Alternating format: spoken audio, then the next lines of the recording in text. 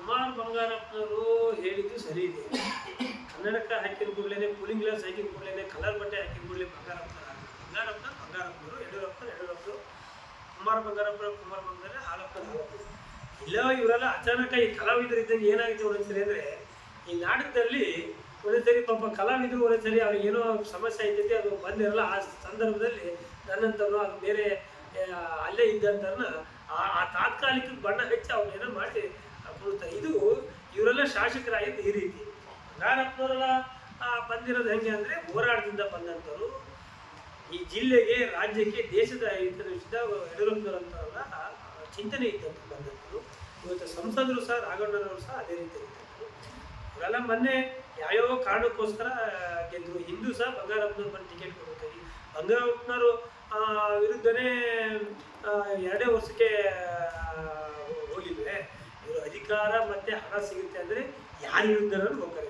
ಈಗ ಕಾಗೋಡು ತಿಮ್ಮಪ್ಪನವ್ರು ಗೆದ್ದು 1 ತಿಂಗಳಿಗೆ ಅವ್ರ ವಿರುದ್ಧ ಏನು ಮಾಡೋದು ಅಂತ ಇಡೀ ಕ್ಷೇತ್ರ ಜನರಿಗೆ ಹೋಗ್ಬಿಟ್ಟಿದೆ. ಅವರ ಬೆಂಬಲಿಸಿದಂಥ ಹಿಂಬಾಲಕರಿಗೆ ಏನು ಮಾಡಿದ್ದಾರೆ ಅಂತ ಇಡೀ ಕ್ಷೇತ್ರ ಜನರಿಗೆ ಗೊತ್ತಿದೆ. ಹಾಗಾಗಿ ಕುಮಾರ್ ಬಂಗಾರಪ್ಪನವ್ರಿಗೆ ಹೇಳೋಂಥ ಯೋಗ್ಯತೆ ಇವರಿಗಿಲ್ಲ. ಅವ್ರು ಕೊಟ್ಟಿರೋ ಇವತ್ತು ಇವರೇನೋ ಶಾಸಕರೇ ಅಂದರೆ ಅವ್ರ ತಂದೆಯರು ಇವ್ರಿಗೆ ಕೊಟ್ಟಿರೋ BJP ಪಕ್ಷ ಮತ್ತು ಯಡಿಯೂರಪ್ಪನವರು ಕೊಟ್ಟಿರೋ ಭಿಕ್ಷೆ ಇವರಿಗೆ ಇದು. ಇಲ್ಲಾಂದರೆ ಇವರು ಯಾವ ಹೋರಾಟ ಮಾಡಿ ಯಾವ ರೈತರಿಗೆ ನ್ಯಾಯ ಕೊಡಿಸಿದ್ರು, ಯಾರು ಬಡವ್ರ ಪರವಾಗಿ ಹೋರಾಟ ಮಾಡಿದ್ರು ಅಂತ ಇವರಿಗೆ ಶಾಸಕರು ಇದಲ್ಲ. ಅವತ್ತಿನ ಸನ್ನಿವೇಶದಲ್ಲಿ ಬಂಗಾರಪ್ಪನವರು BJP ಸೇರಿದ್ರು, ಯಡಿಯೂರಪ್ಪನವರು ಬಂಗಾರಪ್ಪನವ್ರಿಗೆ ಟಿಕೆಟ್ ಕೊಟ್ಟರು. ಅವತ್ತಿನ ಮೂಮೆಂಟಲ್ಲಿ ಕಾಗೋಡು ತಿಮ್ಮಪ್ಪನವರು ಸುದೀರ್ಘ ಕಾಲದಿಂದ ಅವರು ಅಧಿಕಾರದಲ್ಲಿದ್ದರು. ಅಧಿಕಾರದ ವಿರೋಧ ಅಲೆಯಲ್ಲಿ ಗೆದ್ದು ಬಂದಂಥ ಇವರು 2008ರಲ್ಲಿ ಯಡಿಯೂರಪ್ಪನವರಿಗೋಸ್ಕರ BJP ಓಟ್ ಹಾಕಿದ್ಬಿಟ್ರೆ ಇವ್ರು ನಾಯಕರಿಗೆ ಹೋಗಿರಲ್ಲ.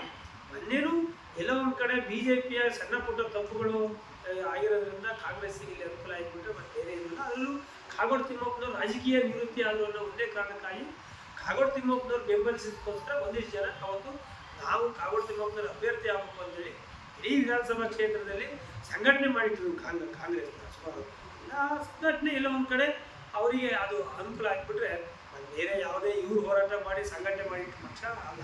ಯಾಕಂದರೆ 3 ಬಾರಿ ಶಾಸಕರಾದರೆ ಸದ್ಯಕ್ಕೆ ಇಲ್ಲಿರೋ 3-4 ಪಕ್ಷ ಇತ್ತು, ಅವಷ್ಟು ಮುಗಿಸಿದ್ದಾರೆ. ಬೇರೆ ಪಾರ್ಟಿಗಳಿದ್ರೆ ಅದಕ್ಕೂ ಹೋಗ್ತಿದ್ರು. ಹಾಗಾಗಿ ಇಂಥ ಶಾಸಕರು ಕುಮಾರ್ ಬಂಗಾರಪ್ಪನವ್ರ ಬಗ್ಗೆ ಆಗಲಿ, ರಾಘವೇಂದ್ರವ್ರ ಬಗ್ಗೆ ಆಗಲಿ ಹೇಳೋ ಅಂತ ಯಾವುದೂ ಇಲ್ಲ. ಈಗ ಎಲ್ಲ 3 ಕಡೆ ಹೇಳ್ತಾರಂತೆ ಟವರ್ ಎಲ್ಲೂ ಸಿಗ್ತಾ ಇಲ್ಲ ಅಂತೇಳಿ. ಟವರ್ ಎಷ್ಟು ಸ್ಯಾಂಕ್ಷನ್ ಮಾಡಿದ್ದಾರೆ, ರೈಲ್ಗಳನ್ನು ಎಷ್ಟು ತಂದಿದ್ದಾರೆ, ಅಭಿವೃದ್ಧಿ ಎಷ್ಟು ಮಾಡಿದ್ದಾರೆ ಅಂತ ಇಡೀ ಜಿಲ್ಲೆ ಜನತೆಗೆ ಗೊತ್ತು. ಮತ್ತು ಜೊತೆಗೆ ಸಾಗರ ಅಂತ ಬಂದಾಗ 1 ಬಾರಿ ಶಾಸಕರಾಗಿ ಹಾಲಪ್ಪನವ್ರು ಎಷ್ಟು 1000 ಕೋಟಿ ತಂದು ಅಭಿವೃದ್ಧಿ ಮಾಡಿದ್ದಾರೆ. ಈಗ ತಾವು ಗುದ್ಲಿ ಪೂಜೆ ಮಾಡ್ತಾ ಇರೋಂಥ ಅಭಿವೃದ್ಧಿಗಳು ಯಾವ ಅಂತ ಜನರಿಗೆ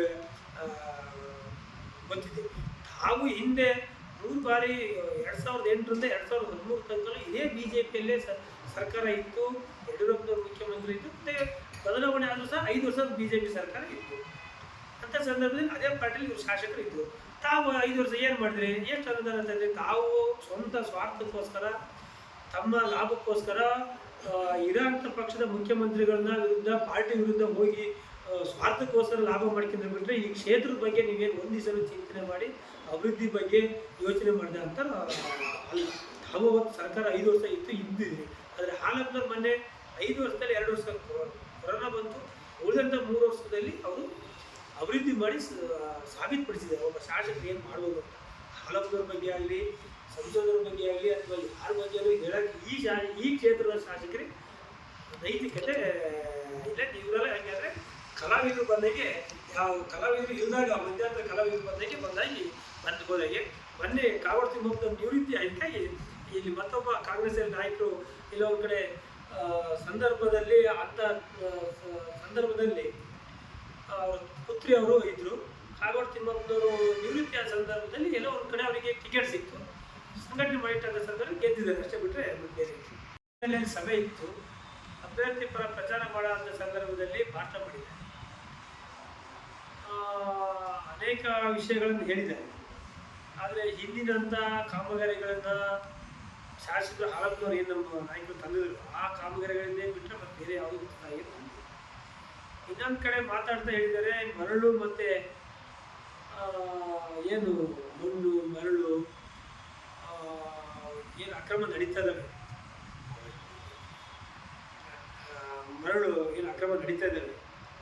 ಇದಕ್ಕೆ ಎಲ್ಲ ಒಂದು ಕಡೆ ಇವ್ರದೇ ಕುಮ್ಮಕ್ಕಾಗಿ ಪಾಪ ವಿರೋಧ ಪಕ್ಷದವ್ರನ್ನ ಯಾರು ವಿರೋಧ ಇದ್ರು ಅಂಥವರಿಗೆ ಸಾಕಷ್ಟುಗಳು ಕಲ್ಪಾರರಿಗೆ, ಮರಳು ಹೊಡೆಯೋಂಥವರಿಗೆ, ಮಣ್ಣು ಹೊಡೆಯೋಂಥವರಿಗೆ ಕೇಸ್ಗಳು ಹಾಕಿದ್ದಾರೆ. ಈಗಲೂ ಅನಂತಪುರದಂಥ ಸ್ಟೇಷನಲ್ಲಿ ಸುಮಾರು ಟ್ಯಾಕ್ಟ್ರಿಗಳು ಸೀಲ್ ಮಾಡಿ ಅವ್ರ ಕಡೆಯಲ್ಲಿ ಬಂದ ಕೂಡಲೇ ಫೋನ್ ಮಾಡಿಕೊಡ್ಲೇ ಬಿಡ್ತಾರೆ ಅಧಿಕಾರಿಗಳು. ಇವರು BJP ಪಕ್ಷದವರು ಅಂದ್ಕೊಳ್ಳೇ ಅವರಿಗೆ ರಾಯಲ್ಟಿಗೆ, ನೀವು ರಾಯಲ್ಟಿ ಆಫೀಸಿಗೆ ಹೋಗಿ, ಗಡಿ ಇಲಾಖೆಗೆ ಹೋಗಿ ನೀವು ದಂಡ ಕಟ್ಟಿ ಬಂದು ಬಿಡಿಸ್ಬೇಕು ಅಂತಾರೆ. ಅವ್ರ ಕಡೆಯಲ್ಲಿ ಸಿಕ್ಕಿದ್ರೆ ಮಾತ್ರ ಅಲ್ಲೇ ಬಿಟ್ಟು ಕಳಿಸ್ತಾರೆ. ಈ ರೀತಿಯ ಪ್ರವೃತ್ತಿಗಳು ನಡೀತಾ ಇದೆ. ಒಂದು ವರ್ಷದಿಂದ ನಾವು ಅನೇಕ ಬಾರಿ ಇದನ್ನು ನಾವು ಅಧಿಕಾರಿಗಳ ಗಮನಕ್ಕೆ ತಂದು ತಮ್ಮ ಪತ್ರಿಕೆ ಮುಖಾಂತರವೂ ಸಹ ಹೇಳಿದ್ದೀವಿ.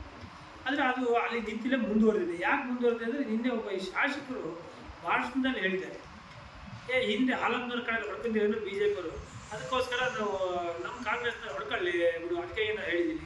ಅಂದರೆ ಎಲ್ಲ ಒಂದು ಕಡೆ ಇವರು ಅಧಿಕಾರ ದುರುಪಯೋಗ ಪಡಿಸ್ಕೊಂಡು BJP ಪಕ್ಷದವರು ಯಾವ ಕಾರಣಕ್ಕೂ ಯಾವುದೇ ದಂಧೆಗಳನ್ನು ಮಾಡಬಾರ್ದು, ನಮ್ಮ ಪಕ್ಷದವರು ನನ್ನ ಬೆಂಬಲಿಗರು ಮಾತ್ರ ಮಾಡಬೇಕು ಅಂತೇಳಿ ಎಲ್ಲ ಒಂದು ಕಡೆ ಅಧಿಕಾರಿಗಳು ಆ ರೀತಿಯ ಅವರ ತಾಳಕ್ಕೆ ತಕ್ಕಂತೆ ಎಲ್ಲ ಒಂದು ಕಡೆ ಕುಡಿತಾ ಇದ್ದಾರೆ ಅನ್ನೋ ಭಾವನೆ ನಮಗೆ ನಿನ್ನೆ ಅವ್ರ ಭಾಷಣದಲ್ಲಿ ಹೇಳಿರೋ ಮಾತಿಗೂ ಈಗ ಆಗ್ತಿರೋದಕ್ಕೂ ಸಹ ನಮಗೆ ಮೇಲ್ನೋಟಕ್ಕೆ ಸಾಬೀತಾಗಿದೆ.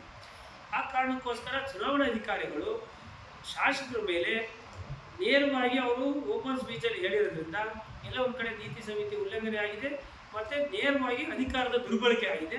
ಆ ಕಾರಣಕ್ಕೋಸ್ಕರ ಅವ್ರ ಮೇಲೆ ಕಾನೂನು ರೀತಿಯಲ್ಲಿ ಸ್ವಯಂ ಪ್ರೇರಿತವಾಗಿ ಅವ್ರ ಮೇಲೆ ಪ್ರಕರಣ ದಾಖಲು ಮಾಡಬೇಕು. ಇಲ್ಲ ಅಂದರೆ ನಾವು ಅನಿವಾರ್ಯ ನಾವು ಮೇಲಿನ ಬೆಂಗಳೂರು ಚುನಾವಣಾ ಆಯುಕ್ತರಿಗೆ ನಾವು ಇದನ್ನು ಕಂಪ್ಲೇಂಟ್ ಮಾಡ್ತೀವಿ. ಇಲ್ಲಿನ ಚುನಾವಣಾ ಅಧಿಕಾರಿಗಳು ಅವ್ರ ಮೇಲೆ ಕಂಪ್ಲೇಂಟ್ FIR ಮಾಡೋದು. ಯಾಕೆಂದರೆ ಒಂದು ಓಪನ್ ಸ್ಪೀಚಲ್ಲಿ ಹೌದು ನಮ್ಮ ಬೆಂಬಲಿಗರು ಹೊಡಿಲಿ ಅಂತ ನಾನೇ ಹೇಳಿದ್ದೀನಿ, ಬೇರೆಯವರು ಹೊಡೆಯೋಕೆ ಬಿಡಬಾರ್ದು ಅಂತ ನಾನೇ ಹೇಳಿದ್ದೀನಿ ಅಂತ ಹೇಳ್ತಾರೆ ಒಬ್ಬ ಶಾಸಕರು ಅಂದಮೇಲೆ, ಜವಾಬ್ದಾರಿಯುತ ಇದ್ದಂಥ ಶಾಸಕರು ಹೇಳ್ತಾರೆ ಅಂದರೆ ಇಲ್ಲಿನ ಅಧಿಕಾರ ದುರುಪಯೋಗ ಎಷ್ಟರ ಮಟ್ಟಿಗೆ ಹೋಗಿದೆ, ಯಾವ ಹಂತಕ್ಕೆ ಹೋಗಿದೆ ಅಂತ ನಾವು ಮೇಲ್ನೋಟಕ್ಕೆ ಗೊತ್ತಾಗ್ತೇವೆ. ಆ ಕಾರಣಕ್ಕೋಸ್ಕರ ಇದೇ ರೀತಿ ಮುಂದುವರೆದ್ರೆ ನಮ್ಮ ಹೋರಾಟ ನಾವು ಮುಂದುವರಿಸ್ತೀವಿ ಚುನಾವಣೆಗಳಿಗೆ. ಆದರೆ ನಮ್ಮ ಪಕ್ಷದ ಕಾರ್ಯಕರ್ತರು ಯಾವುದೇ ರೀತಿಯಲ್ಲಿ ಹೆದರುವಂಥ ಅವಶ್ಯಕತೆ ಇಲ್ಲ. ನಾವು ಅವ್ರ ಪರವಾಗಿತ್ತು. ಕಾನೂನಿದೆ, ಈ ದೇಶದಲ್ಲಿ ಕಾನೂನಿದೆ. ಯಾವುದೇ ರೀತಿಯಲ್ಲಿ ಸಾಗರಕ್ಕೆ ಸಪ್ರೇಟ್ ಕಾನೂನಿಲ್ಲ. ಇವರ ಅಕ್ರಮಗಳಿಗೋಸ್ಕರ ಅಧಿಕಾರಿಗಳನ್ನು ದುರುಪಯೋಗಪಡಿಸಿದ್ದಾರೆ. ಅಧಿಕಾರಿಗಳಿಗೆ ಒಂದೇ ನಾನು ಹೇಳೋದು ಅಂದರೆ ಈ ರೀತಿಯ ಅಕ್ರಮಗಳಿಗೆ ಶಾಸಕರ ಕುಮ್ಮಕ್ಕಿಂದ ತಾವೇನಾದ್ರು ಬೆಂಬಲ ಕೊಟ್ಟರೆ ಖಂಡಿತ ಮುಂದಿನ ದಿನಗಳಲ್ಲಿ ನೀವು ಪರಿಣಾಮ ಎದುರಿಸಬೇಕಾಗುತ್ತೆ. ನೀವು ಕಾನೂನುಬದ್ಧವಾಗಿ ಹೋಗಿ ಎಲ್ಲರಿಗೂ ಒಂದೇ ಕಾನೂನು ಅಪ್ಲೈ ಮಾಡಿ. ಯಾಕಂದರೆ ಪೊಲೀಸ್ ಇಲಾಖೆ ನಾನು ಇತ್ತೀಚಿನ ದಿನಗಳಲ್ಲಿ ನೋಡಿದ್ದೀನಿ, ಕಂದಾಯ ಇಲಾಖೆ ಮತ್ತು ಪೊಲೀಸ್ ಇಲಾಖೆ ಶಾಸಕರು ಏನಾರು ಎಲ್ಲ ಹಿಡಿದು ಕೂಡಲೇ ಅವ್ರು ಫೋನ್ ಮಾಡ್ಕೊಳ್ಳೇ ಬರ್ತಾರೆ. ರೈತರಿಗೆ, ತೋಟಕ್ಕೆ ಮಣ್ಣು ಹೊಡೆಯೋರಿಗೆ ಅಥವಾ ಮನೆ ಕಟ್ಟ ಅಂತ ಜಮೀನಿಗೆ ಹೊಡೆಯೋಂಥರಿಗೆ ಹಿಡಿತಾರೆ. ಅವ್ರ ಕಡೆ ಬೆಂಬಲಿಗರ ಕಡೆ ಬಿಟ್ಟು ಹೋಗ್ತಾರೆ. BJP ಬೆಂಬಲಿಗರ ಕಡೆ ಅದನ್ನು ಸ್ಟೇಷನ್ಗೆ ಹೋಗ್ತಾರೆ. ಆಮೇಲೆ ಸ್ಟೇಷನಲ್ಲಿ ಅವ್ರ ಕಡೆ ಆದರೆ ಅಲ್ಲೇ ಪೆನಾಲ್ಟಿ ಕಟ್ಟಿಸಿ ಬಿಡ್ತಾರೆ. ಇಲ್ಲ ಬೇರೆಯವರಿಗಾದರೆ ರಾಯಲ್ಟಿ ಇಲಾಖೆಗೆ ಹೋಗಿ ಕಟ್ಟಿಸಿಬಿಡ್ತಾರೆ. ಈ ನಿಟ್ಟಿನಲ್ಲಿ ಒಂದು ಧೋರಣೆ ನಡೀತಾ ಇದೆ. ಇದು ಇದೇ ರೀತಿ ಮುಂದುವರೆದ್ರೆ ನಾವು ಉಗ್ರವಾದ ಜಿಲ್ಲಾಧಿಕಾರಿಗಳ ಆಫೀಸ್ ಎದುರುಗಡೆ ನಾವು ಪ್ರತಿಭಟನೆ ಮಾಡಬೇಕಾಗುತ್ತೆ. ಈ ಶಾಸಕರಿಗೆ ಮತ್ತು ಅಧಿಕಾರಿಗಳಿಗೆ ನಾನು ಈ ಮೂಲಕ ಎಚ್ಚರಿಕೆ ಮಾಡ್ತೀನಿ. ಅನಂತಪುರ ಗ್ರಾಮ ಪಂಚಾಯತ್ ಮಾಜಿ ಅಧ್ಯಕ್ಷರು. ನಾನು ಮೂಲತಃ BJP ಪಕ್ಷದ ಕಾರ್ಯಕರ್ತ. ಮತ್ತು ಹೋದ ಚುನಾವಣೆಯಲ್ಲಿ ಜಿಲ್ಲಾ ಪರಿಷತ್ ಸದಸ್ಯರ ಹೊನ್ನೂರ ರತ್ನಾಕರ್ ಜಿಲ್ಲಾ ಪಂಚಾಯತ್ನಲ್ಲಿ ಕಾಂಗ್ರೆಸ್ಸಿಂದ ಇದ್ದಾಗ ನಾವು ಅವ್ರ ಜೊತೆ ಅವರ ಬೆಂಬಲಕ್ಕೆ ಹೋಗಿದ್ವಿ ಮತ್ತು ಅವ್ರ ಜೊತೆ ಇದ್ವಿ. ನಾವು ಕಳೆದ ಚುನಾವಣೆಯಲ್ಲಿ ಕಾಂಗ್ರೆಸ್ ಬಿಟ್ಟು BJPಗೆ ನಮ್ಮ ಜಿಲ್ಲಾ ಪರಿಷತ್ ಸದಸ್ಯರು ಬಂದಾಗ ಅವ್ರ ಜೊತೆ ಮತ್ತು ನಾವು ಹೋಗಿದ್ವಿ. ಈಗ ನಾವು ಮತ್ತೆ ಮರಳಿ BJP ಪಕ್ಷಕ್ಕೆ ಅವರು BJP ಪಕ್ಷ ಇರೋದ್ರಿಂದ ನಾವು ಅವ್ರ ಜೊತೆಗೆ BJP ಪಕ್ಷಕ್ಕೆ ಮರು ಸೇರ್ಪಡೆ ಆಗಿದ್ವಿ. ಓಕೆ.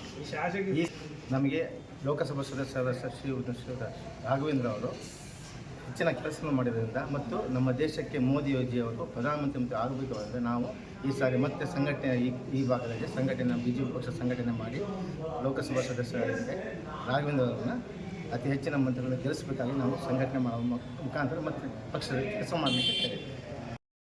ನಾನು KRBC ಎರಡನೇ ಗ್ರಾಮದವರು. ಮೂಲತಃ ಕಾಂಗ್ರೆಸ್ನಲ್ಲಿ ಬೆಳೆದಂಥವ್ರು. ಕಾಂಗ್ರೆಸ್ಸು ನಮಗೆ ಕಾಗೋಡು ತಿಮ್ಮಪ್ಪನವರ ಮತ್ತು ಬಂಗಾರಪ್ಪನವರ ನೇತೃತ್ವದಲ್ಲಿ ನಾವು ಅವರ ರಾಜಕಾರಣವನ್ನು ಇಟ್ಕೊಂಡು ಬೆಳೆದಂಥವ್ರು.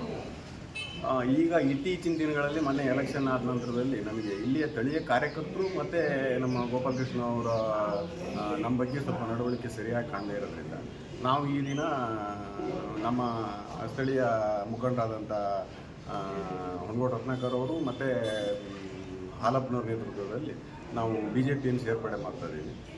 ನಾವು ಇಲ್ಲಿ ಕೆಲಸ ಮಾಡಲಿಕ್ಕೆ ಮತ್ತು ಹೋರಾಟ ಮಾಡಲಿಕ್ಕೆ ನಾವು ಎಲ್ಲರೂ ಸಿದ್ಧರಾಗಿದ್ದೀವಿ.